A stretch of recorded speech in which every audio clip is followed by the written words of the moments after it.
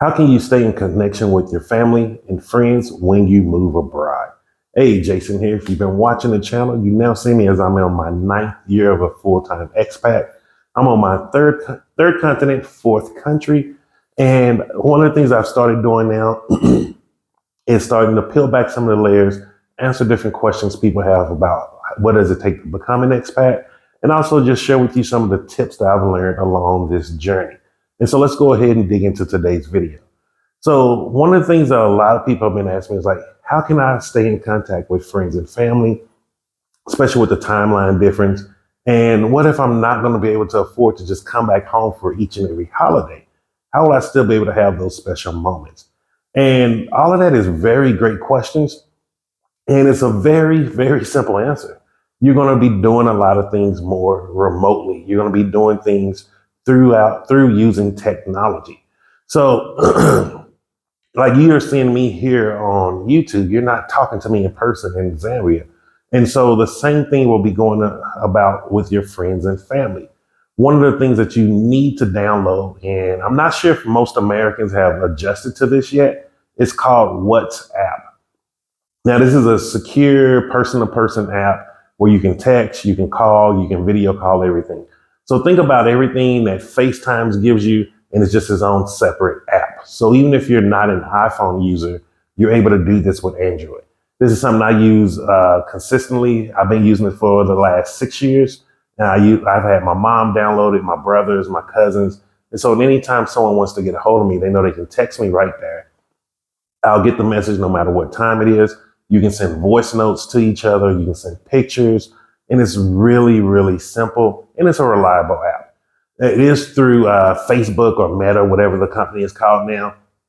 And so occasionally it does have an outage. But it's like, I think for the 6 years I've been using it, I may have had an outage maybe 3 or 4 times. So I'm not complaining about it, to be honest with you.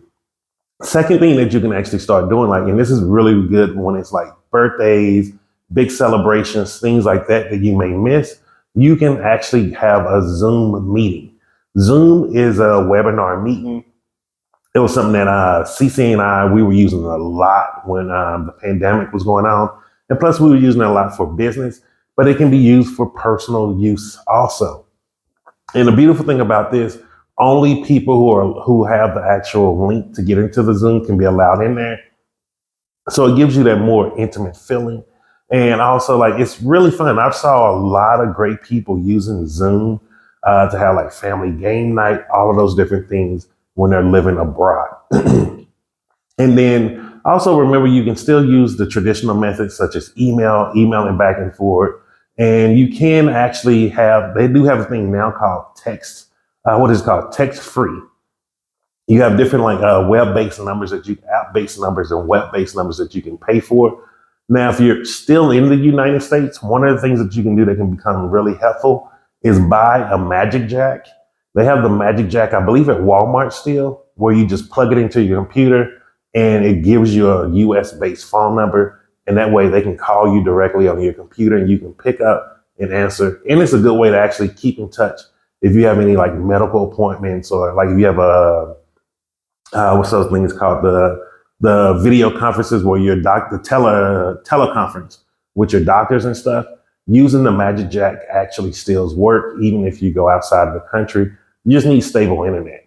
And most countries you go to nowadays are going to have very stable internet, unless you're going to places like Cuba.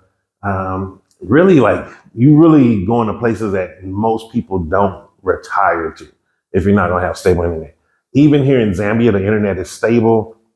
My 5G router is right here on the table. And you see how I've been uploading videos. The quality is good. Everything's no problems at all. And so I just wanted to share this with you because some of the things that be holding people back from moving abroad or really exploring their dreams is, do they have to give up their friends and family? And the answer is no.